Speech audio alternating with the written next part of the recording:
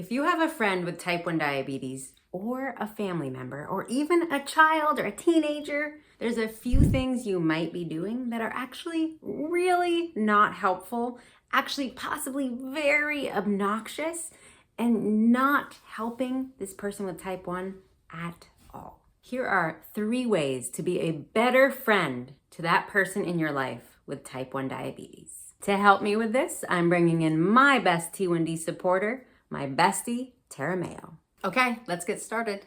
Tip number 1, do not comment on their blood sugars. I get it. I know you're concerned or curious and you're like, oh my gosh, 175, what does that mean? Do they need my help? If they need your help, they'll ask for your help. Chances are, they got themselves safely through the day without you there to comment and give them help. Let them get through the rest of the day without your help. That blood sugar level is really personal. It is like our grade in the moment. And we're gonna get another grade 5 minutes later. We don't need people commenting on how well we did with the latest test of diabetes every 5 minutes. Okay, so when my blood sugar is really high or low and you see it on my phone, like we're out to dinner or something, what do you do to stop yourself from being like, oh my gosh, your blood sugar's high? I don't have the urge to say anything because I know that you manage your diabetes every day, all day, without me. Yeah, true. Okay. And I mean, I do sometimes turn to you and talk to you about it when I want to.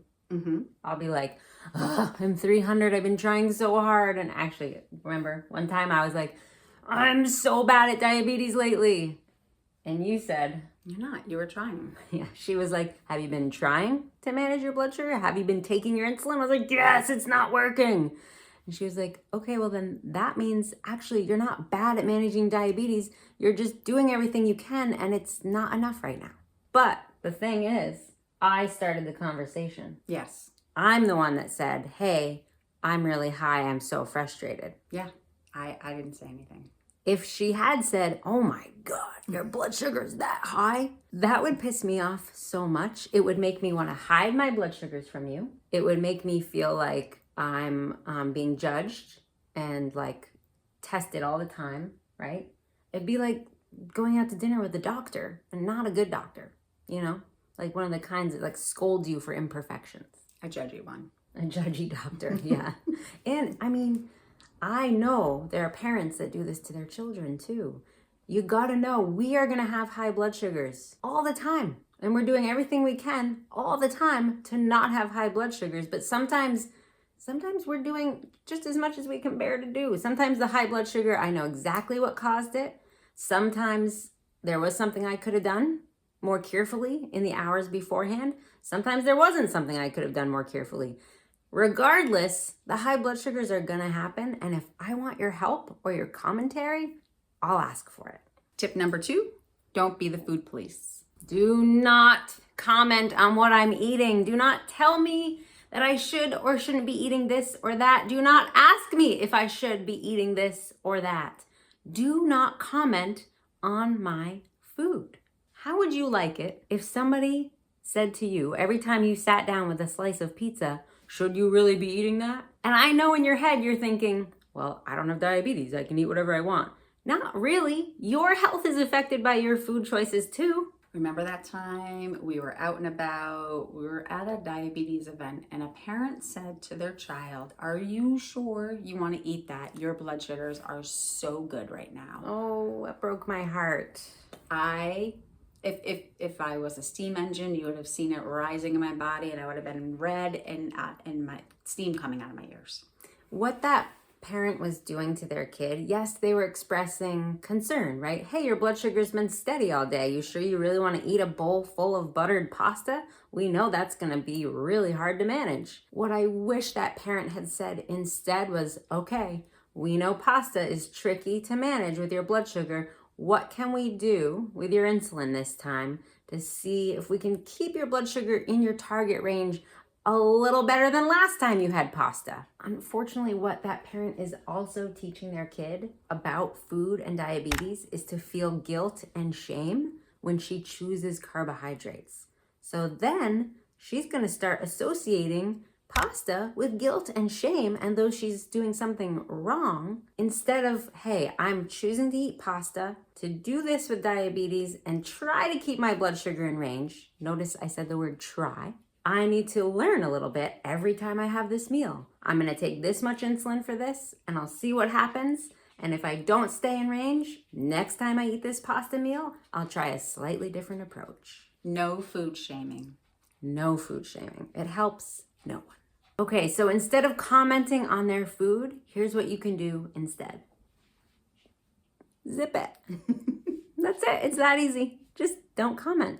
They're not commenting on what you're eating. Tip number 3, make an effort to learn about their diabetes while still being respectful. And here's how.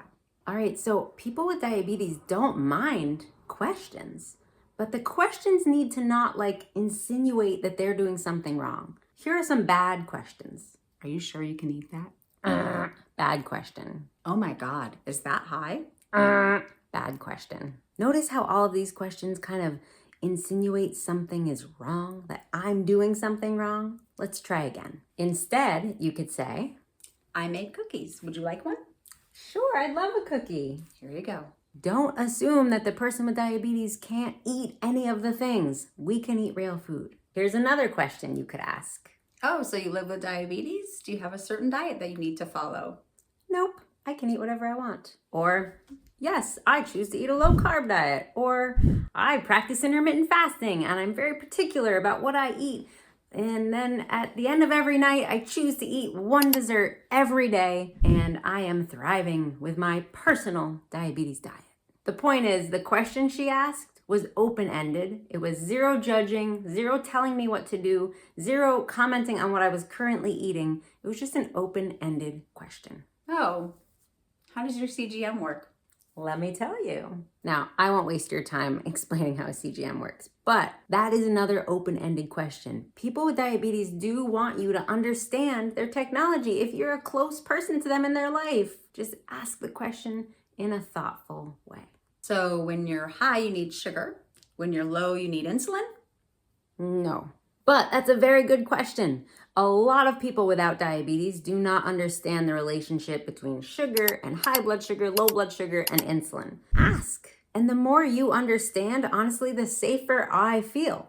Because if I was in an emergency and my blood sugar was really high, and I could say to you hey, I really need some help right now. Me asking for help, you would know, okay, her blood sugar's high, she probably needs some water and her insulin. Or even if you're not helping me, even if I don't need you to do anything, you still understand the deeper science of what's going on. My blood sugar's high, I don't have enough insulin, I'm really thirsty, I'm not gonna feel good, I'm not gonna be great at having a fun conversation while I'm dealing with this super high blood sugar. Make the effort to learn. Okay, so there is sometimes an exception, to all of these tips, honestly. One time I was in the Dominican with Tara and I had too much to drink. And it doesn't take much for it to be too much. It was I had 2, then I had a third, and then it was too much. I heard your alarm. It was beeping. I checked. I knew she was low and I was like, Ginger, you need some sugar?